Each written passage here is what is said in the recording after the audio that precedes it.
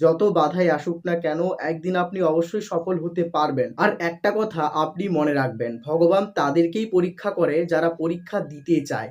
আপনি আপনার জীবনে সফল হতে চান, তাহলে ভগবান আপনাকে তো পরীক্ষা করবেই। ভগবান যেরকম ভাবেই আপনাকে পরীক্ষা করুন না কেন, আপনাকে সব পরীক্ষায় উত্তীর্ণ হতে হবে। অনেক সময় ভগবান আপনার জীবনে এমন কিছু শক্তিশালী পরীক্ষাকে প্রবেশ করিয়ে দেবে, যে পরীক্ষার সামনে আপনি এতটা ভয় পেয়ে যাবেন যে তখন আপনি আপনার সাফল্যের রাস্তা থেকে সরে আসতে বাধ্য হবেন ঠিকই, কিন্তু আপনাকে পুনরায় ওই রাস্তায় ফিরে যেতে হবে। আপনার লক্ষ্য যত বড় হবে, ভগবান আপনার সাফল্যের রাস্তায় ঠিক তত বড়ই বাধা প্রবেশ করিয়ে আপনাকে পরীক্ষা করবে।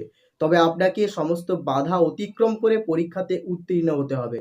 তবে শেষে ভগবান আপনার জন্য এমন কিছু রেখেছে এটা এর আগে কেউ পায়নি। তবে আপনাকে পরিশ্রম করতে হবে এবং ভগবানের প্রতি বিশ্বাস রেখে সামনের দিকে এগিয়ে চলতে হবে। জীবনে সবসময় আশাবাদী হতে হবে। তবেই আপনি আপনার সাফল্যকে একদিন অবশ্যই অ্যাচিভ করতে পারবে। আপনি কি আপনার জীবনে একটা জিনিস খুব ভালো করে খেয়াল করে দেখেছেন?